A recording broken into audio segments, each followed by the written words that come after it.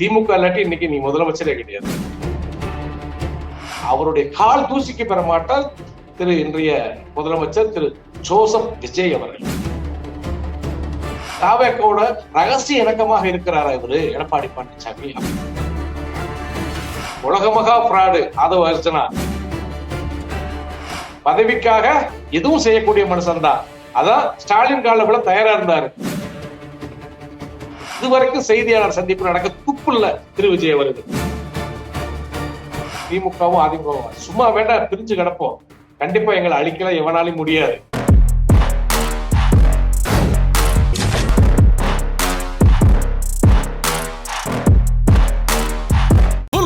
காலை 9 மணியிலிருந்து இரவு 12 மணி வரை ஜூன் 29 ஒரு நாள் மட்டும். டயா பூஸ்டர் சுகரை கண்ட்ரோல் பண்ணும், உங்க ஆரோக்கியத்தை மீட்டு தரும். சர்க்கரையை கட்டுப்படுத்துறதுக்கான எளிமையான வழிமுறை, இயற்கையான வழிமுறை. அனைத்து மருந்து கடைகளிலும் கிடைக்கும். அரசியல் திண்ணை நிகழ்ச்சிக்கு வரவேற்பது நான் சிலம்பு செல்வி. இன்று நம்மளோடு இணைந்திருக்கிறார் சசிகலாவின் தரப்பு தேனி கர்ணன் அவர்கள். வணக்கம் சார். மாலை வணக்கம். சொல்லுங்க சகோதரி. பார்த்திருப்பீங்க, 40 நாளா ஆயிருச்சு விஜய் அவர்கள் தாவேக அரசு பொறுப்பேற்று. இவங்களோட ஆட்சி அதிகாரத்தை எப்படி பாக்குறீங்க? அது விவசாயம் பண்றதுக்கு அனுபவம் வேணும். ஏர் உழுறு, அதுதான் விவசாயம் சார்ந்து ஒண்ணு பண்ண, எதுவுமே தெரியாத விவசாயம் பண்ற அதுக்கு அனுபவம் தேவைப்படுது. கலப்பையை எப்படி பிடிக்கணும், உரம் எப்படி போடணும், அதே மாதிரி மருந்து எப்படி அடிக்கணும், நீர் எந்த நேரத்துல பாய்ச்சணும், இதுல எல்லாத்துக்கும் அனுபவம் இல்லாம பண்ண முடியாது. எனக்கு அனுபவப்படுத்துறது யாரு? என்னுடைய தகப்பனார். அதான் சொல்ல முடியும். விவசாயத்தை கூட என்னுடைய தகப்பனார் அனுபவப்படுத்திதான் நான் விவசாயம் பண்றேன். நான் ஒரு விவசாய குடும்பத்தில் சேர்ந்தவன் தான். அது மாதிரி எல்லா துறைகளுக்கும், அது ஆட்சியா இருந்தாலும் சரி, அதிகாரம் இருந்தாலும், அந்த அதிகாரத்தில் இருக்கக்கூடிய அமைச்சர்களுக்கும் துறை சார்ந்த அனுபவம் இல்லாத நபர்களாக இன்றைய ஆட்சி இருக்கிறது. அதே போல முதலமைச்சரும் அதே போலதான் சொல்லலாம். ஏன்னா நம்ம இந்த கடந்த இந்த 40 நாட்களா நம்ம பாக்குறோம். ஒவ்வொரு அமைச்சர்களும் அந்த துறை சார்ந்த ஒரு ஊடகங்க கேட்கும் போது அந்த கேள்வியை மறுத்துட்டு எல்லாம் அவர் பாத்துக்கிடுவாரு, விஜய் அண்ணா பாத்துக்கிடுவாரு அப்படின்னு சொல்லிட்டு அவங்க அந்த துறை சார்ந்த கேள்விக்கு பதிலளிக்க முடியல. அப்படி ஒரு நாட்டை ஆளக்கூடிய ஒரு அரசாங்கம், அந்த அரசாங்கம் சார்ந்த அமைச்சரவைகள் இருக்கக்கூடிய அமைச்சர்கள் தனது துறை என்ன செய்ய வேண்டும், மக்களுக்கு துறை சார்ந்து என்ன மக்களுக்கு நல்லது செய்யலாம் அப்படின்ற எதுவுமே புரியாத நபர்கள் தான் இன்றைய அமைச்சரவையில் இருக்கிறார்கள். அதே போன்ற முதலமைச்சரும் அப்படிதான் சொல்லலாம் சகோதரி. இதுல பெரிய விசேஷம் ஒண்ணும் இல்லை. அததான் சொல்ல வர, இளைஞர்களால் அது ஏதோ ஒரு காத்தடிச்சு, ஒரு புயல் அடிச்சு ஒரு ஆட்சி நிக்குது. அது மக்களுக்கு நல்லதை கொடுக்கும்னு நினைச்சோம். ஆனா நல்லதை கொடுக்கல, தொடர்ச்சியா கெட்டதை கொடுத்துட்டு இருக்கு. அவ்வளவுதான் தெரியுது. இவங்க அதோட ஆட்சி என்பது மக்கள் நலன் சார்ந்து இருக்குமான்னா இல்லவே இல்லைன்னு தான் சொல்லுவேன். புதிய அதிமுகவா தாவேகா உருவெடுக்குதா? அது எப்படி சொல்ல முடியும்? ஏன்னா இப்ப ஒரு விஷயம் நல்லா புரிஞ்சுக்கோங்க. ஒரு 5-6 எம்எல்ஏ ரிசைன் பண்ணிட்டு போறாங்க. தனது பதவிக்காக, தன்னுடைய அதிகாரத்துக்காக போறாங்க. மறுபடியும் அதே தொகுதியில அதே ரிசைன் பண்ண விஜயபாஸ்கர் எடுத்துக்கோங்க. இதுக்கு முன்னாடி 4 பேர் பண்ணிருக்காங்கன்னு வைங்களேன். அவங்க எல்லாம் அதே தொகுதியில தாவேக்காவோட சீட்டு கிடைச்சு நின்றா ஜெயிக்க முடியுமா? முடியவே முடியாது. ஒரு நாளைக்கு சத்தியம் பண்ணி சொல்லுவேன். அதிமுக தொண்டர்களால் தேர்ந்தெடுக்கப்பட்ட ஒரு எம்எல்ஏ இன்னைக்கு ரிசைன் பண்ணிட்டு போயிருக்கிறான்னா அது எந்த காலகட்டத்திலும் ஒத்துக்க மாட்டாங்க. ஆனா அதிமுகவை எடப்பாடி பழனிசாமி அழிக்கிறாரு. ஆனா அதிமுக தொண்டர் என்னைக்குமே அழியல. கண்டிப்பா சரியா இருக்கிறாங்க. தலைமை யார் என்பதை தேடிக்கொண்டிருக்கிறார்கள் என்றுதான் சொல்ல முடியும். ஏன்னா திகைச்சு போய் தான் நிக்கிறாங்க அதிமுகத்தோட. மேல்மட்டத்தில் இருக்கக்கூடிய மாவட்ட செயலாளர்கள், முன்னாள் அமைச்சர்கள் கட்சி மாறி போகலாம், தடம் புரண்டு போகலாம். தொண்டர்கள் அப்படியே இருக்க போய் தானே இத்தனை பேர் ஒரு குறிப்பிட்ட அளவு வெற்றி பெற்றிருக்கிறாங்க. சொல்ல முடியும். அம்மாவின் ஆட்சி கொண்டு வர வேண்டும், புரட்சித் தலைவர் எம்ஜிஆருடைய ரத்தங்களான அதிமுக தொண்டர்கள் இருக்கிறாங்க. அந்த தொண்டர்கள் ஆகிய அனைவருமே இப்போ என்ன நினைக்கிறாங்கன்னா, அதிமுக என்ற ஒரு மாவட்ட இயக்கத்துக்கு தலைமைதான் சரியில்லைன்னு சொல்றாங்க. ஒரு வேற எந்த ஒரு நிலைப்பாடும் அவங்க எடுக்கல. மேல்மட்டத்தில் இருக்கக்கூடிய அந்த முன்னாள் அமைச்சர்கள், இன்னைக்கு வெற்றி பெற்ற எம்எல்ஏக்கள் வேண்டாம் நிலைமாறி போகலாம், தொண்டர்கள் நிலை மாற மாட்டாங்க. ஒரு காலத்திலும் அதிமுக கண்டிப்பாக புத்துயிர் பெறும். அது சின்னமா தலைமையிலே புத்துயிர் பெறும் என்பதை நாங்க உறுதியாக உங்கள்கிட்ட சொல்றேன். தொடர்ந்து அதிமுகல இருந்து வெளிய போகக்கூடிய எம்எல்ஏக்களா இருக்கட்டும், அல்லது முன்னாள் அமைச்சர்களா இருக்கட்டும், எடப்பாடிக்கு சரியா தலைமை தாங்க தெரியல அப்படிங்கிற ஒரு குற்றச்சாட்ட தான் வைக்கிறாங்க. இது உண்மைதானா? கண்டிப்பா அது அப்ப ஒரு விஷயம் இது தொடர்ச்சியா வந்து நடந்து முடிந்த சட்டமன்ற தேர்தலுக்கு முன்னாடியே அவங்கெல்லாம் ஏகப்பட்ட முறை வந்து இப்ப பிரிஞ்சு போன அந்த முன்னாள் அமைச்சர்கள், எம்எல்ஏக்கள் எல்லாம் கோரிக்கை வச்சிருக்காங்க. இன்னும் நிறைய பேர் உள்ள இருந்து வெளியே இப்ப கட்சி ஒண்ணு சேராட்டி வெளியில தான் போகுன்ற ஒரு கோரிக்கை தான் இருக்கிறாங்க. எடப்பாடியோட நிர்வாகத்திறன் சரியில்லை. ஒரு மாபெரும் இயக்கம் அனைத்து இந்திய அண்ணா திராவிட முன்னேற்ற கழகம். தமிழ்நாட்டுல 2 இயக்கம் சகோதரி, 2 இயக்கம். அதுல ஒண்ணு திமுக, அதிமுக. இந்த 2 இயக்கத்த ஒரு ஒரு தனிநபர் அழிச்சிட முடியாது. அதுதான் தொண்டர்களுக்கு விருப்பம் இல்ல. அதனால் அதுதான் நிர்வாகிகளும் சேர்ந்து அது விருப்பம் இல்ல. ஒரு தனி நபராக வந்து அவர் வந்து தன்னுடைய சொந்தமான இயக்கது, இது எங்க அப்பா எங்க பாட்டையும் வீட்டு சொத்து அப்படின்னு நினைக்கிறதுனாலதான் இப்ப பிரச்சனை ஓடிட்டு இருக்கு. ஆகவே ஆனா எடப்பாடி விஜய் அவர்கள் ஆனா விஜய் அவர்கள் என்ன சொல்றாருன்னா, அதிமுகவ அள்ளு சில்லு கட்சி அப்படின்னு குறைச்சு மதிப்பிடுறாரு. ஒரு விஷயம் அவரு குறைச்சு மதிப்பிடுறாரு. இன்னைக்கு அல்லு சில் கட்சியில இருந்து வந்தவங்க தான் உன்னை வழி நடத்திட்டு இருக்கிறாங்க. அதை முதல்ல நீங்க புரிஞ்சு பார்க்கணும் திரு விஜய் அவர்களே. இந்த அல்லு சில்லு கட்சியில இருந்து பிரிஞ்சு சண்டை போட்டு வந்தவங்க தான். சண்டை போட்டு வந்தவங்க தான் உங்களை நடத்திட்டு இருக்கிறாங்க. இல்லாட்டி உங்களுக்கு தமிழ்நாடு அரசை எப்படி ரன் பண்ணணும் கூட தெரியாது உங்களுக்கு. சினிமாவுல ஸ்கிரிப்ட் எழுதி அந்த ஸ்கிரிப்ட பார்த்து பேசக்கூடிய ஒரு நபர் நீங்க. இன்ன வரைக்கும் ஒரு செய்தியாளர் சந்திப்பு நடத்தல. இன்ன வரைக்கும் தமிழ்நாட்டுல என்ன நடக்குது ஏது நடக்குன்னு அதை தெரிஞ்சுக்கிறதுக்கு விரும்பல. அப்படின்ற போது என்ன முதலமைச்சர் நீங்க? எப்படி அதிமுக ஒரு கட்சியாவே நாங்க கத்துறோம். நான் என்ன சொல்றேன், ஏதோ ஒரு புயல் அடிச்சது மாதிரி அடிச்சிடுச்சு தமிழ்நாட்டுல. அதான் கேரளாவில சொல்லுவாங்க, இன்னுமாடா தமிழ்நாட்டுல அடிமுட்டால் இருக்கிறீங்க? சினிமாவுல ஒரு வில்லன் அடிக்கிறோன்னே கல்லெடுத்து எரிஞ்சு திரையில எரியிற பழக்கம் இன்னும் மறக்கலையான்னு கேட்கிறேன். என்னை ஒருத்தர் கேரளாவில் இருக்கக்கூடிய ஒரு நபர் சொல்றாரு, ஒரு நண்பர், இன்னுமா திரையில கல் எறியக்கூடிய வழக்கம் மாறலையான்னு கேட்டார். எம்ஜிஆர் நம்பியார் அடிச்ச உடனே இங்க மண்ணை குமிச்சு வச்சிருப்பாங்க, இல்லாட்டி கல்லு கிடக்கு, ஏதாவது எரிஞ்சு திரையில எரிஞ்சிருவாங்க நம்பியார் மேல. அந்த அந்த பழக்கம் இன்னும் தமிழ்நாட்டை நீடிக்குது சகோதரி. நான் என்ன செய்யறது? நாங்க என்ன பண்றது? அந்த மக்கள் வந்து பார்க்கட்டுமே இந்த விஜயோட ஆட்சியை. ஆனா விஜய் தன்னை ஒரு புதிய எம்ஜிஆரா தானே மக்கள் முன்னாடி காட்டிக்கிறாரு. இல்ல, புரட்சித் தலைவர் எம்ஜிஆர் அவர்கள் எல்லாருக்கும் பொதுவான ஒரு மனசை, யார் வேணாலும் அவருடைய ரோல் மாடலா மாறலாம். ஆனா அவர் மாதிரி மாற முடியுமா? அவர் மாதிரி நடைமுறையை கொண்டு வருமா? ஆட்சி பண்ண முடியுமான்னா அது ஒரு காலத்தினுடைய எம்ஜிஆருக்கு, புரட்சித் தலைவர் எம்ஜிஆருக்கு இணையாக இதுவரைக்கும் யாரும் ஆட்சி செய்தது கிடையாது. அம்மாவுக்கு இணையாக இதுவரைக்கும் ஆட்சி செய்தது கிடையாது. வேண்டாம், அவர் வேண்டாம், ரோல் மாடலை எடுத்துக்கிட்டு வேண்டாம் வேலை செய்யலாம். புரட்சி கலைஞர் விஜயகாந்த் கூட எம்ஜிஆர் ரோல் மாடலா தான் சொல்லிக்கிட்டாங்க. அதனால அவர் வந்து எம்ஜிஆர் பேரை சொல்றதுனால அவர் நம்ம மறுப்பு தெரிவிக்க முடியாது. அவர் வேண்டாம், அவர் ரோல் மாடல் எடுத்துக்கலாம். ஆனா அவருடைய கால் தூசிக்கு பெற மாட்டார் இன்றைய முதலமைச்சர் திரு ஜோசப் விஜய் அவர்கள். நீங்க என்னதான் இப்படி குற்றச்சாட்டு வச்சாலுமே ஆதவர்ஜனா 90% அதிமுகவினர் இங்கிட்டு எங்க சைடு வந்துட்டாங்க அப்படின்னு அவ்வளவு கான்பிடென்டா பேசுறாரே சார். இல்ல, தமிழகத்துல நடந்து முடிந்த சட்டமன்ற தேர்தல்ல எத்தனை சதவீத வாக்குகள் தாவேக்கா வாங்கியிருக்கு? நீங்க சொல்லுங்க சகோதரி. எத்தனை சதவீதம்? 35%. ஆமா, அதை எதிர்த்து எத்தனை சதவீதம் வாக்களிச்சிருக்காங்க? தாவேக்கா எதிர்த்து. அதிமுகவை எடுத்துக்கங்க, திமுக எடுத்துங்க, பிற கட்சியில் எடுத்துங்க. எதிர்த்து வாக்களிக்கக்கூடிய மக்கள் தமிழ்நாட்டில் தானே இருக்கிறாங்க. அப்படி இருக்கும் பொழுது எல்லாரும் ஒட்டுமொத்தமா ஆதரிச்சிட்டோமா? இப்பயே நீ மைனாரிட்டி அரசு தானே நீங்க, ஒரு தனி மெஜாரிட்டி அரசு இல்ல. இன்னைக்கும் திராவிட கட்சியை சார்ந்த வாக்காளர்கள் வாக்களித்த எம்எல்ஏக்கள் ஆதரவு பண்ண போய் தான் இன்னைக்கு முதலமைச்சர். சொல்லுங்க பார்ப்போம். அப்படி இருக்கும் பொழுது இன்னும் வந்து திமுகவை குறை சொல்லுவதும் அதிமுகவை குறை சொல்லுவதும், அவங்கள ஒரு இயக்கமாக நினைக்கல, திமுக தான் என்னுடைய பிரதான எதிரின்னு சொல்றதும், இன்னைக்கு திமுக இல்லாட்டி இன்னைக்கு நீ முதலமைச்சரே கிடையாது. அது ஒண்ணு நல்லா புரிஞ்சுக்கணும். நீங்க திமுக உடைய தொண்டர்களால் வெற்றி பெற்ற கூட்டணி கட்சி எம்எல்ஏக்கள் தான் இன்னைக்கு உங்களுக்கு அதான் சொல்ல வரேன், பாதுகாத்து நிக்கிறாங்க அந்த சட்டமன்றத்துல. அத முதல்ல புரிஞ்சு பார்க்கணும் திரு ஜோசப் விஜய் அவர்கள். எடப்பாடி அவர்கள் தன்னோட தலைமை பதவி போயிருமோங்கிற பயத்துலதான் பொதுக்குழுவை கூட்டாம இருக்காரு அப்படிங்கிற குற்றச்சாட்டை அதிமுக இருக்கவங்க வச்சுட்டுதான் வந்துட்டு இருக்காங்க. இத பத்தி உங்க பார்வை என்ன? அது கூட்டணும். உண்மையிலே வந்து தனக்கு மெஜாரிட்டி இருக்கு. தனக்கு தொண்டர் பலங்கள் அதிகமா இருக்கு. செயற்குழு, பொதுக்குழுல அதிகப்படியான ஆதரவு இருக்கு. நான் தான் வெற்றியோ, தோல்வியோ அது வேற கணக்கு. ஆனா எனக்கு வந்து தொண்டருடைய ஆ அதிக அந்த ஆதரவு எனக்கு இருக்கு என்பதை நிரூபிக்கணும்ல. அதத்தானே கோரிக்கை விடுறாங்க. முன்னாள் சட்டத்துறை அமைச்சர் சி.வி. சண்முகம் தான் செயற்குழு, பொதுக்குழு கூட்டுப்பான்றபோது கூட்டியிருந்தோமா இல்லையா? கூட்டாம இருந்தா அது என்ன கணக்கு? உங்க அப்பா வீட்டு கட்சியா?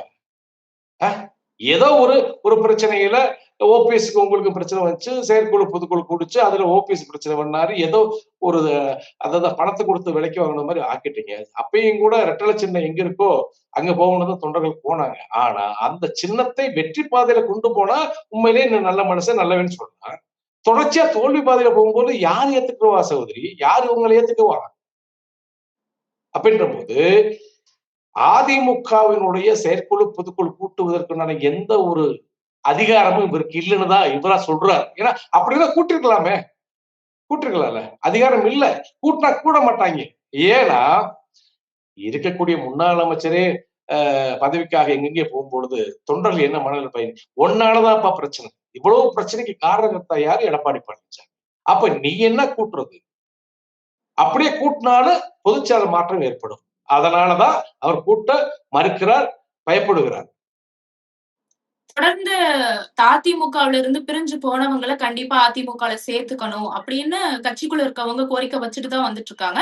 சசிகலா அவர்களும் எத்தனையோ தடவை முயற்சி பண்ணியுமே எடப்பாடி அவர்கள் அதுக்கு வந்து ஒத்துக்கல. இத நீங்க எப்படி பாக்குறீங்க? ஒத்துக்கில்லாதனாலதான சகோதரி இவ்வளவு இழப்பு. ஒத்துக்கிட்டது இன்னைக்கு முதலமைச்சரா இருந்திருப்பாரு எடப்பாடி பழனிசாமி மறுபடியும். இதெல்லாம் ஒத்துக்கிட்டு எல்லாரும் ஒண்ணு சேர்ந்து நிப்போம். எங்களுக்கு பெரியவங்க எல்லாம் ஆலோசனை சொல்லுங்க. எங்களுக்கு அறிவுரை சொல்லுங்கன்னு சொல்லி உண்மையிலே வந்து அன்னைக்கு மட்டும் காலில் விழுந்து பதிவு வாங்கின எடப்பாடி பழனிசாமி இன்னைக்கு அவங்க சொல்லக்கூடிய ஆலோசனை கேட்க முடியாது அப்படின்னு போனதுனாலதான் இன்னைக்கு அதல பாலத்துல போயிட்டீங்க. அதுக்கு அடுத்தபடியா அதிமுக என்ற இயக்கமும் அந்த சின்னதான் உங்ககிட்ட இருக்க தொண்டர்கள் யாரும் இல்லை என்பதை இந்த நடந்து முடிந்த தேர்தல்ல நிரூபிச்சுட்டாங்க. அதையும் பார்த்துக்கங்க. அப்படின்ற போது எடப்பாடி பழனிசாமி தான் முடிவுக்கு வரணும். சின்னமா எந்த நிலையிலும் எப்பொழுதும் அதிமுக என்ற ஒரு மாபெரும் இயக்கம் ஒன்று சேர வேண்டும். அதுதான் அவங்க நினைக்கிறாங்க. வேற எந்த ஒரு அவங்களுக்கு எந்த ஒரு சுயநலம் கிடையாது. பொதுநலமாகத்தான் சிந்திக்கிறாங்க. அதே போலதான் முன்னாள் அமைச்சர்களும் சிந்திக்கிறாங்க. ஒருவேளை சசிகலா உள்ள வந்தா அவரோட பதவி பறி போயிருமோ அப்படின்னு பயப்படுறாரு. ஏங்க அதிமுக கட்சிக்குள்ள இது யாருங்க நிரந்தர பொதுச் செயலாளர்? அம்மாவுக்கு அடுத்தபடி யாருமே நிரந்தர பொதுச் செயலாளர் கிடையாது. அப்படின்ற போது யாராக இருக்கலாம் பொதுச் செயலாளர். ஆனா எடப்பாடி பழனிசாமியாக இருக்கக்கூடாது. அதுதான் தொண்டருடைய அந்த விருப்பமா இருக்கு. எடப்பாடி பழனிசாமி பொதுச் செயலாளர் இருந்தா கண்டிப்பா நாங்க வேலை பார்க்க மாட்டோம், நாங்க ஃபீல்ட் ஒர்க் பண்ண மாட்டோம், தொடர்ச்சியா தோல்வியை கொடுப்போம்னு சொல்லும் பொழுது எடப்பாடி பழனிசாமி தான் ஒரு முடிவுக்கு வரணும் தாயி. எடப்பாடி அவர்கள் இந்த மாதிரி கட்சியை துண்டு துண்டா ஆக்குறத தாவேகா பயன்படுத்திக்கதா? ஏன்னா அந்த மாதிரியான குற்றச்சாட்டு தான் தொடர்ந்து சோசியல் மீடியால வந்துட்டு இருக்கு. அது உண்மைதானா? இல்ல இதுக்கு முன்னாடி எடப்பாடி பழனிசாமி இதுக்கு முன்னாடி எப்பவும் எடப்பாடி பழனிசாமி திமுகவினுடைய பி டீமா செயல்படுவாரு. இன்னைக்கு தாவேக்காவுடைய பி டீமா செயல்படுறாங்கன்னு தெரியல. ஏன்னா கட்சியிலிருந்து போறவங்க போய்க்குங்க. அது இப்ப நானே ஒரு கட்சியில முன்னாள் அமைச்சரா இருக்கிற ஒரு எம்எல்ஏ இருக்கிறேன். நான் வந்து ஒரு கோரிக்கையை வச்சு வெளியே வந்து நிக்கிறேன். நிக்கும் போது கூட்டு வச்சு பேசல அப்படின்னா இந்த கட்சியே அதுதான் சின்னாபின்னமாக்கக்கூடிய முயற்சியில தானே எடப்பாடி பழனிசாமி இருக்கிறது. அப்ப என்ன நினைக்கிறது? என்ன நினைக்கிறது? எங்களை போல தொண்டர்கள் என்ன நினைப்பாங்க? சரி தாவேக்காவோட ரகசிய இணக்கமாக இருக்கிறாரா இவரு எடப்பாடி பழனிசாமி அப்படின்னு நம்ம நினைக்கிறோம். கட்சியை காலிவிட்ட அடுத்து கூட நான் வந்துடுறேன்ப்பா, நானும் கூட வந்துடுறேன், எனக்கு துணை முதலமைச்சர் பதவி கூட கொடு இப்படி கூட பேச்சுவார்த்தை போல. பதவி பித்தர்கள் தானே இவர்கள் எல்லாம். லட்சியவாதிகள் அவங்க, பதவி பித்தர்கள். தொடர்ந்து அதிமுக, திமுக கொண்டு வந்த நிறைய திட்டங்களுக்கு தாவேகா ஸ்டிக்கர் ஒட்டுறதா குற்றச்சாட்டுகள் எழுந்திருக்கு. குறிப்பா அம்மா ஆட்சியில கொண்டு வந்த அம்மா பெட்ரோல் அந்த வாகனத்துக்கு கூட இப்ப சிங்கப்பெண் அதிரடி படையடைன்னு பெயர் மாற்றி ஸ்டிக்கர் ஒட்டி இருக்கிறதா குற்றச்சாட்டு வந்திருக்கு. இத பத்தி உங்க கருத்து என்ன? சிங்கப்பெண் நாங்க அந்த சிங்கப்பெண் திட்டத்தை கொண்டு வர போறோம் சட்டமன்றத்துல ஒரு விஷயத்தை நிறைவேற்றும் பொழுது கண்டிப்பா நாங்க உண்மையிலேயே நினைச்சோம் சிங்கப்பெண் வந்தா ஒரு அதிரடியா இருக்கும். உண்மையிலேயே வந்து இந்த வெறி பிடித்த இளைஞர்கள் இந்த மது அருந்து விட்டு போதைப் பொருளுக்கு அடிமையாகி இளம் பெண்களின் அதே போல இளம் குழந்தைகளை கூட பாலியல் பலாத்காரம் பண்ண இதுக்கெல்லாம் இந்த சிங்கப்பெண் திட்டம், இந்த பெண் படை, போலீஸ் படை வந்து உண்மையிலே பாதுகாக்கணும்னு நினைச்சோம் அந்த தாயி. உண்மையிலே வந்து அந்த பெண்கள் நல்லா ஸ்ட்ராங்கா வருவாங்க அப்படின்னு நினைச்சோம் நாங்க. இன்னைக்கு பார்த்தா சிங்கப்பெண் அவங்களுக்கு பாதுகாப்பு இல்லைன்னு சொல்றாங்க. என்னன்னா அவங்களுக்கு என்ன வெப்பன்ஸ் கொடுத்துருக்காங்க, என்ன வெப்பன்ஸ் கொடுத்துருக்காங்க? தன்னை பாதுகாக்க முடியுமா அவங்கனால? முடியாது. அவங்கனால எந்த ஒரு உரிமையும் கிடையாது. அது வந்து என்ன சொல்ல வருது? பொதுமக்களா பிடிச்சு கொடுத்தா ஒரு காவல் நிலையத்துல பொதுமக்கள்ல ஒரு களவாணியை பிடிச்சு கொடுத்தா காவல் நிலையம் விசாரிச்சு கேஸ் போடணும். அது மாதிரி இவங்கள ஒரு ஒரு டீமை கொண்டு வந்து அதுல இறக்கி இருக்கிறாங்க. அவங்களுக்கு அதிகாரம் இல்லாத ஒரு ஒரு பொறுப்பு அது. அந்த பொறுப்பை பார்த்துட்டு ரொம்ப இந்த குற்றவாளிகளை ரொம்ப இறக்கணமா தான் பேசுறாங்க வலைதளங்கள். அது மட்டும் இல்லாம இதுக்கு அதிமுகல கொண்டு வந்த திட்டத்துக்கு இவங்க ஸ்டிக்கர் ஒட்டுறாங்களே, இது எப்படி பாக்குறீங்க? இல்ல இப்ப விஜய் அவர்கள் அவர்களுடைய தேர்தல் அறிக்கையில என்னென்ன திட்டங்கள் அறிவிச்சாரோ, தேர்தல் வாக்குறுதி, மக்கள் நலன் சார்ந்து மக்களுக்காக எத்தனை விஷயங்களை அறிவிச்சாரோ அதுக்கு தான் அவருடைய ஸ்டிக்கர் ஒட்டணும். ஏன்னா நான் அறிவிச்ச ஒரு நலத்திட்டம் இப்ப தாய்மாமன் சீரா இருக்கலாம், இல்ல பிறந்த குழந்தைக்கு மோதிரமா இருக்கலாம், இல்ல அல்லது இந்த திட்டத்தில் மேல 1000 ரூபாய் கொடுத்தாரு ஸ்டாலின், நான் 1500 ரூபாய் சேர்த்து 2500 ரூபாய் கொடுக்குறேன், இந்த திட்டத்தின் பேர் என் பேரை கூட உன் பேரை கூட வச்சுட்டு போ. திரு ஸ்டாலின் அவர்கள் ஆட்சி காலத்தை வைக்கப்பட்ட அந்த திட்டத்தினுடைய பேரை மாற்றுறதோ, அம்மா ஆட்சி காலத்துல இருந்த திட்டத்தினுடைய பேரை மாற்றுறதோ மிகப்பெரிய தவறுதான் சொல்லிருக்காங்க. அதாவது அதிமுகக்குள்ள இப்ப மிகப்பெரிய பிளவு ஏற்பட்டிருக்கு. ஸ்ரீவி சண்முகம் வெளியே இருக்காரு, சண்முகமணி எஸ்பி வேலுமணி மட்டும் உள்ள சேர்ந்திருக்காரு அப்படிங்கிற ஒரு குற்றச்சாட்டு தொடர்ச்சியா வந்துட்டு இருக்கு. குறிப்பா இன்னுமே அதிமுக துண்டு துண்டா உடையும் அப்படிங்கிற ஒரு பேச்சும் அடிபடுது. இத பத்தி உங்க கருத்து என்ன? இல்ல நிர்வாகிகள் உடையலாம் சகோதரி. நிர்வாகிகள் மேல்மட்டத்தில் இருக்கக்கூடிய பதவி வகித்தவர்கள், பதவி சுகத்தை கண்டவர்கள், அவர்களுக்கு அதிகாரம் இல்லாட்டி உடைவாங்க. அதே போல எடப்பாடி பழனிசாமி போனாலும் சரி, எஸ்பி வேலுமணி போனாலும் சரி, அதே போல சி.வி. சண்முகம் போனாலும் சரி, யார் போனாலும் சரி, தொண்டர்கள் கண்டிப்பா சரியா இருக்கிறாங்க. எங்களுக்கு எதிரி திமுக. எங்களுக்கு எதிரி திமுக. தமிழ்நாட்டை 2 கட்சிகள் இருக்க வேண்டும். ஒண்ணு திமுக அல்லது அதிமுக. வேற கட்சிக்கு இன்ன வரைக்கும் போகல. மேல்மட்ட நிர்வாகி தானே போயிட்டு இருக்காங்க. நீங்க எல்லா செய்தி சேனலும் பாருங்க. அந்த எம்எல்ஏக்கள் முன்னாள் அமைச்சர் தானே போறாங்க. எங்க லட்சக்கணக்கான தொண்டர்கள் போய் சேர்ந்தாங்க இல்லையே. அப்படின்ற போது கூடியவரை தொண்டர்கள் ஒரு முடிவெடுக்க தான் போறாங்க. கண்டிப்பா இந்த இயக்கத்துக்கு நல்ல எண்ணத்தோடு பொதுநலத்தோடு சிந்திக்கக்கூடிய புரட்சித்தாய் சின்னம்மா அவங்களுடைய முடிவை ஏற்று அவங்க எல்லா வேலையும் நடந்து கொண்டுதான் இருக்குது. கண்டிப்பா அவங்க தலைமையில் அதிமுக சிறப்பாக செயல்படும் என்பதை மீண்டும் மீண்டும் இதைத்தான் சொல்லிட்டு வர, இப்போ அதைத்தான் சொல்லுவாங்க. இப்போ தாவேக அரசுல இருக்கக்கூடிய கடனுக்கு கடந்த கால அரசு குற்றம் சாட்டுறது, மின்வெட்டுக்கு கடந்த கால அரசு குற்றம் சாட்டுறது, இந்த மாதிரி தொடர்ந்து தவறுகளை சரி செய்யாம கடந்த ஆட்சியை குற்றம் சுமத்துற தாவேகா பத்தி உங்க கருத்து என்ன? முதல்ல தாவேகா வந்து அதாவது 1ஆம் கிளாஸ் 2ஆம் கிளாஸ் மாதிரி இருக்கக்கூடிய அமைச்சர்களும் சரி, 1ஆம் வகுப்பு 2ஆம் வகுப்பு மாணவர்கள் மாதிரி இருக்கிறாங்க. குத்தம் சொல்றதை விட்டுட்டு துறை சார்ந்து என்ன மக்களுக்கு நல்லது செய்யலாம், அந்த துறையில முறையீடு இல்லாமல் எப்படி நல்லது செய்யலாம், இதை மட்டும் சிந்திக்க சொல்லுங்க. மத்த கட்சியில் ஏன்னா முக்கியமா இருக்கக்கூடிய அமைச்சர்கள் அத்தனை பேருக்குமே வந்து அவரவர துறையில என்ன இருக்குன்னே புரியல. இதை படிக்கிறதுக்கு ஒரு சகோதரி முதல்ல எம்எல்ஏ பொறுப்பேற்றிருக்காம பாருங்க. எம்எல்ஏ அவனுக்கு எம்எல்ஏவுக்கு என்ன பவர், அவனுக்கு எவ்வளவு வருஷத்துக்கு ஃபண்டு அரசு ஃபண்டு கொடுக்கும், அந்த ஃபண்டை வந்து எந்த மாதிரி மக்களுக்கு அந்த ஃபண்டை கொண்டு போயிட்டு நலத்திட்டங்களை செய்யலாம், ரோடு போடலாம், சிசி ரோடு போடலாம், தெரு போடலாம், இந்த எதுவுமே புரியாதவங்க இன்னைக்கு எம்எல்ஏ, எதுவுமே புரியாதவங்க இன்னைக்கு அமைச்சர். அப்படின்ற போது முதல்ல நீங்க அரசாங்கத்துல மக்கள் சார்ந்த நலப்பணிகள் என்ன இருக்குன்னு முதல்ல படிங்க. அது பிறகு பிற கட்சிகளை எதிர்கட்சியும் சரி எங்களையும் சரி குற்றம் சாட்டுவத அப்புறம் பாருங்க. முதல்ல உங்களுடைய ஆட்சி மக்கள் ஏதோ தீர்ப்பு கொடுத்துட்டாங்க, ஒரு புயல் அடிச்சு ஒரு தீர்ப்பு கொடுத்துட்டாங்க, அந்த மக்களுக்கு நல்லதை செய்யறதுக்கு உண்டான வேலைகளை பார்த்து சொல்லுங்க. இப்ப நீங்க சொல்றீங்க அனுபவமே இல்லாத ஆட்களுக்கு வந்து அதிகாரம் கிடைச்சிருச்சு அப்படின்னு. ஆனா அவங்க தரப்புல இருந்து என்ன சொல்றாங்கன்னா, முதியோர் இல்லமா இருந்ததை இப்ப வந்து இளைஞர் இல்லமா மாத்திருக்கோம் அப்படிங்கிற மாதிரி சட்டசபையை குறிப்பிட்டு பேசுறாங்க. சோ அது உண்மைதானா? சகோதரி நான் பேர் சொல்ல விரும்பல. அதான் சொல்ல வீட்டு வசதித்துறை அப்படின்னா இந்த மொத்தத்துல வீடு அரசு மூலியமா வீடு கட்டி கொடுக்கக்கூடிய போலீஸ் குவார்டர்ஸ் தான் சரி, அதே மக்களுக்கு வேணாலும் சரி, வீட்டு வசதி வாரியத்துறையினுடைய அமைச்சர், ஒரு அமைச்சர் சென்னையை சார்ந்த நோய்கள், அந்த அமைச்சருடைய உறவினர் என்னுடைய அக்கா மகன். உறவினர்னா என்னுடைய உறவினர் தான் அவருடைய நண்பர் வச்சு கூட இருக்கக்கூடியவர். அன்றாடு அவங்களுக்கு எதுவுமே செய்ய முடியாது. ஆபீஸ்ல உட்கார்றாங்களா, மனுக்களை வாங்கி இந்த மனு எதனால வாங்குறோம் அந்த மனுவை, அதுக்கு என்ன செய்யணும்னு ஒண்ணும் புரியலையா.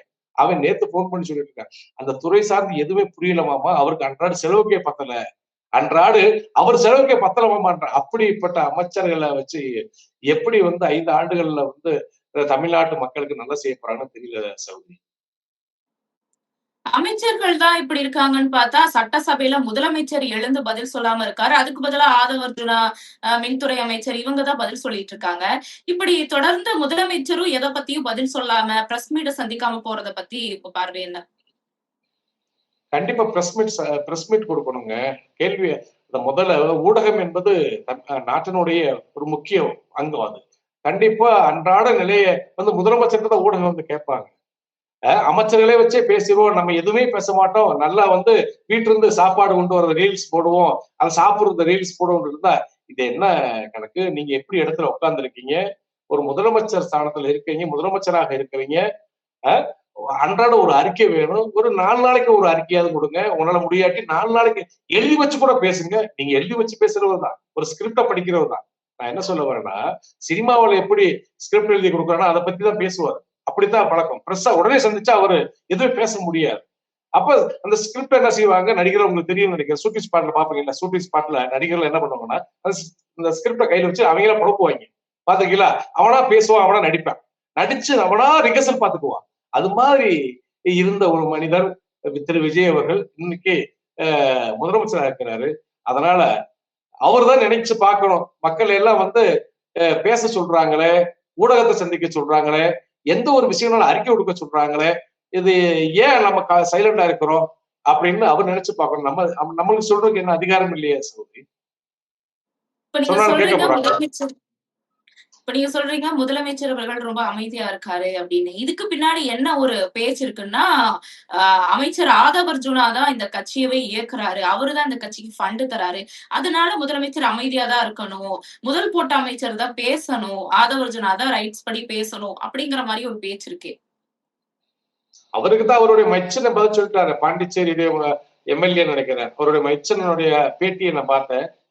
எப்ப தமிழக மக்களே, தாவேக்கா நிர்வாகிகளே, நீங்க பாத்துங்க, என் மச்சனைங்க, அவன் பணக்காரன் கிடையாது, எங்க அக்கால கட்டினதுனால பணக்காரன், என் தங்கச்சியை கட்டினதுனால பணக்காரவன், எங்கெல்லாம் ஏமாத்தி பொழைச்சவன், உலகமகா ஃப்ராடு ஆதவர்ஜுனா அப்படின்னு ஓப்பன் பிரஸ் மீட் கொடுத்துட்டாரு. அப்படின்ற போது அதாவது அந்த தாவேக்காவோட இருக்கக்கூடிய தலைவர்களும் நிர்வாகிகளும் அதை பார்க்கணுமல்ல. இப்ப அவரைத்தான் இவங்க அவருடைய ஆலோசனை தான் பெறுறாங்கன்னா நாடு என்ன நிலைமைக்கு போக போகுதுன்னு தெரியல சகோதரி. ஒரே விஷயம் நல்லா புரிஞ்சுக்கணும், நீங்க இந்த வாக்குறுதி, தேர்தல் வாக்குறுதி எழுதி கொடுத்தா ஆதவர்ஜுனா தான் இருக்குன்னு நினைக்கிறேன். இப்ப விஜய் அவர்களுக்கு தேர்தல் வாக்குறுதி எழுதி கொடுத்ததுல அப்ப ஆதவர்ஜுனா. சரி, தமிழ்நாட்டினுடைய கடன் சுமை எவ்வளவு இருக்கு, அது எங்க ஊர்ல ஆடு மேய்க்கிறன்னு கூட தெரியும் சகோதரி. எங்க ஊர்ல ஆடு மேய்க்கிறான் பாருங்க, அவை 100% வச்சு தட்டி பார்த்தா வந்துடும். அவனுக்கு தெரியுது, திரு விஜய் அவர்களுக்கு தெரியல. அவனுக்கு தெரியுது, ஆதவர்ஜுனாவுக்கு தெரியல. அப்ப நீங்க தேர்தலுக்கு முன்னாடி தமிழ்நாடு கடன்கள் இருக்கு. நம்ம நினைக்கிற மாதிரி மகளிருக்கு உரிமை தொகை 1500 சேர்த்து 2500 கொடுக்க முடியுமா? பிறந்த குழந்தைகளை மோதிரம் போட முடியுமா? தாய்மாமன் சீர் குடிக்க முடியுமா? ஏகப்பட்ட விஷயங்கள் பட்டியலிட வேணாம். மகளிருக்கு எங்க வேணாலும் சுத்திக்கலாம். அரசு பேருந்தே நஷ்டத்தில் இயங்கிட்டு இருக்கு. அதைத்தாண்டி பெண்கள் எங்க வேணாலும் சுத்திக்கலாம். அது ஒரு பக்கம். எது எடுத்தாலும் இனமா. அப்ப இதெல்லாம் மக்களை ஏமாத்தி தானே வாக்குறுதி கொடுத்தீங்க. கொடுத்துட்டு இப்ப கடன் சுமைகள் இருக்கு 13 லட்சம் கோடி ரூபாய். ஏப்பா, தேர்தலுக்கு 6 மாசத்துக்கு முன்னாடி எங்களுக்கு தெரியும், உனக்கு தெரியலையா? முதலமைச்சராக வரக்கூடியவர், ஒரு முதலமைச்சர் வேட்பாளராக இருந்தவர் தெரியலையா? அப்படி இருக்கும்போது மக்கள் எல்லாம் சிந்தித்துக் கொண்டிருக்கிறார்கள். தவறு செய்து விட்டோம். சினிமா திரையில பாக்குறவங்கள சினிமா திரையில மட்டும்தான் பார்க்கணும். சினிமா திரையில பாக்குறவங்கள சினிமா திரையில தான் பார்க்கணும். நம்ம அவங்கள வேற இடத்துல கொண்டு பார்க்க கூடாது என்பதை புரிந்து கொண்டார்கள். கண்டிப்பா சினிமாவை நடத்துறது மாதிரி எல்லாம் ரியல் பிராக்டிக்கலா நடக்க முடியாத விஷயத்த புரிஞ்சுக்கிட்டாங்க. அவருக்கு வாக்களிச்சவங்கள சினிமாவில விஜய் என்னென்ன செஞ்சாரோ அதெல்லாம் பிராக்டிக்கலா செய்ய முடியாது என்பதை இப்ப புரிஞ்சுக்கிட்டாங்கன்னு எனக்கு தெரியும் சகோதரி. இப்ப நீங்க சொன்னீங்க பேசும்போது, ஆதவ் அர்ஜுனா முதல் போட்ட அமைச்சர் கிடையாது. அவருகிட்டயே காசு இல்ல அப்படிங்கிற மாரி சொன்னீங்க. அப்படி இருந்தாலுமே மாற்றுக் கட்சியினர் இணையற விழால ஆதவ் அர்ஜுனா தான் தலைமை தாங்குறாரு. அங்க அவரோட உரை தான் பெரிய பேசு பொருளாகுது.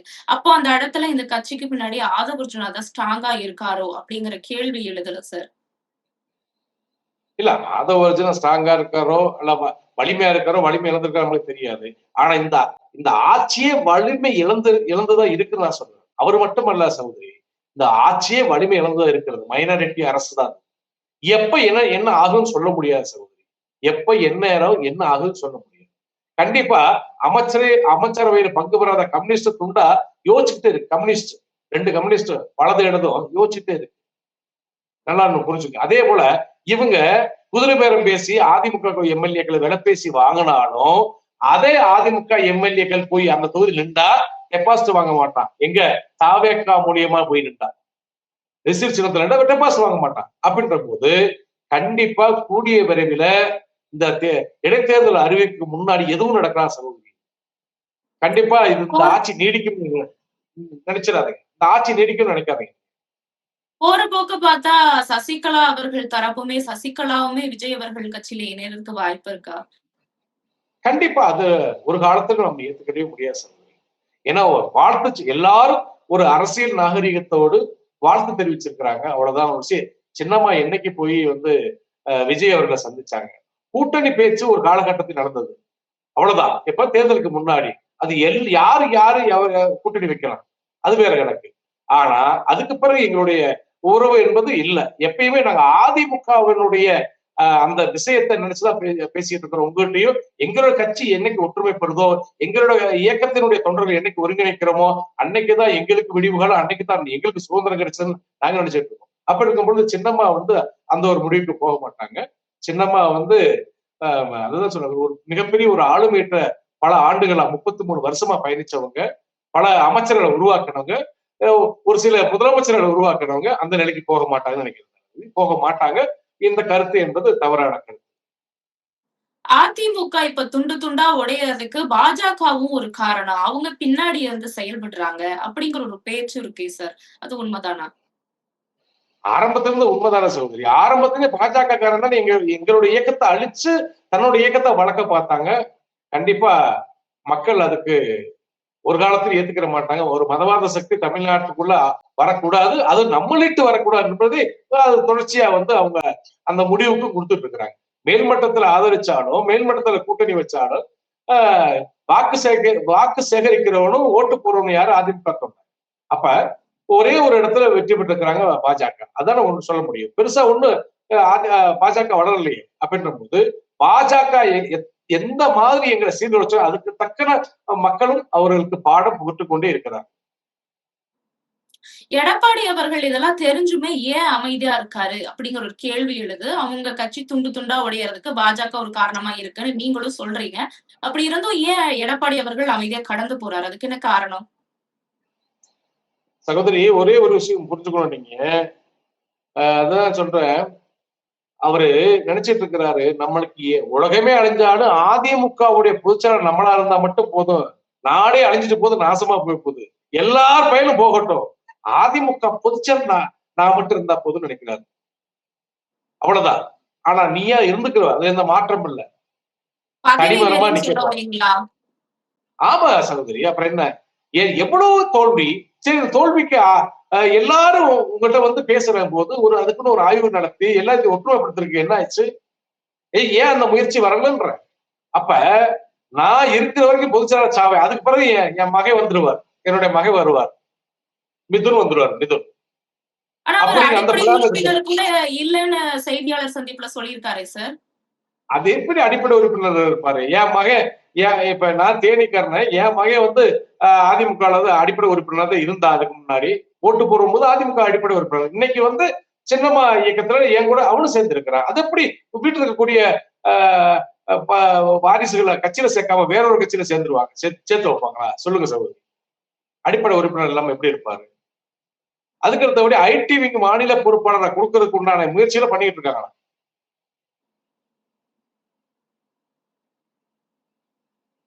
புரியுது சார். அப்ப வந்து கட்சியில ஸ்ட்ரெயிட்டா பதவி குடுக்காம, அத ஆளுமை செலுத்தக்கூடிய சோசியல் மீடியால அவருக்கு பதவி தராங்கன்னு சொல்ல வரீங்க.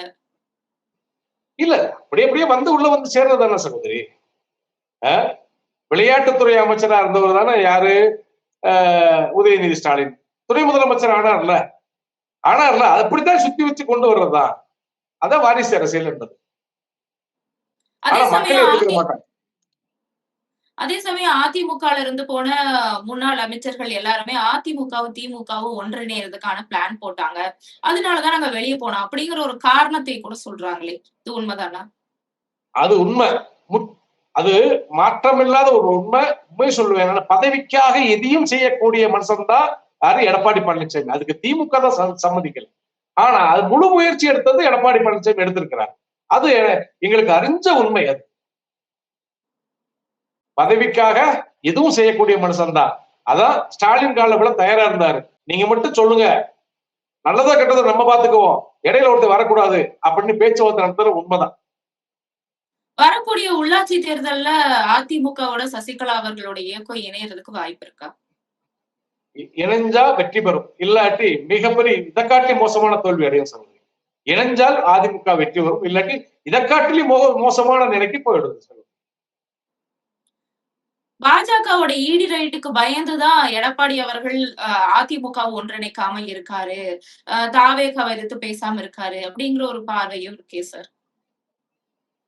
இல்ல, ஒரு விஷயம் என்ன, நான் யோக்கியன்னு சொல்றேன். நான் தான் ஆரம்பத்தில் நாங்களாம் சொல்லிட்டு வரோம், நீ கொடநாடு குற்றவாளி, 4.5 ஆண்டு ஆட்சி காலத்துல ஏகப்பட்ட ஊழல் பண்ணிருக்கேன்னு சொல்றோம். நீ கட்சியை நீ வழிநடத்த, கட்சி வந்து சின்னவண்ணம் ஆகிட்டு இருக்கு, தொண்டர்கள் ஏத்துக்கிறோம்னு சொல்லும் பொழுது நான் யோக்கியன்னு சொன்னேன். இப்ப யோக்கியம் ஏன் பயப்படுற? பாஜகவுக்கு ஏன் பயப்படுற? ஏன் ஸ்டாலினுக்கு பயப்படுற? ஸ்டாலின் இல்ல, நான் என்ன சொல்ல வரேன், அவர் முதலமைச்சர் இருக்கும்போது அவருக்கு பயந்து அவர் கொஞ்ச நாள் விட்டு வச்சாரு உங்களை, அந்த கொடநாடு கொலை வழக்க விட்டு வச்சாரு. அவர் தான் சொன்னார் சட்டமன்றத்தில், ஸ்டாலின் அவர்கள் கொடநாடு கொலை வழக்க தீவிரமா விசாரிச்சு அதுல யாரா இருந்தாலும் உள்ளதுக்கு போடுவேன் அப்படின்ற போது, அன்னைக்கு இந்த எதிர்கட்சி தலைவராக இருந்த எடப்பாடி பழனிசாமி கண்டிப்பா நான் வரவேற்கிறேன்னு சொல்லிட்டு இருந்தா நல்ல மனசுன்னு சொல்லலாம். அன்னைக்கு அதை சொன்ன முதலமைச்சர் அவர்கள் அன்னைக்கு சொன்ன உடனே வெளியில வந்து தர்ணா நடத்தினார் யாரு, எடப்பாடி பழனிசாமி. அப்பயே தெரிஞ்சு போச்சு, நாடு கூட தெரிஞ்சு போச்சு, இந்த கொடநாடு கொள்ளை சம்பவத்துல முக்கிய குற்றவாளி எடப்பாடி பழனிசாமி. அப்படி இருக்கும் பொழுது அவருக்கு பயம் இருக்கத்தான செய்ய, யாரும் இருக்க மாட்டாருங்க. தாம் பதவி எப்ப என்ன வேணாலும் பண்ணிட்டு போங்க, எனக்கு இந்த அதிமுக என்ற பேரு அந்த சின்னம் இருந்தா மட்டும் போதும், நான் பொதுச்செயலாளரா இருக்கிறேன், அவ்வளவுதான். எத்தனை முறை வேணா தோக்குறேன், நான் யாரு காலில் வேணா விழுறேன், அந்த நிலைக்கு வந்துட்டார் சகோதரி எடப்பாடி பழனிசாமி.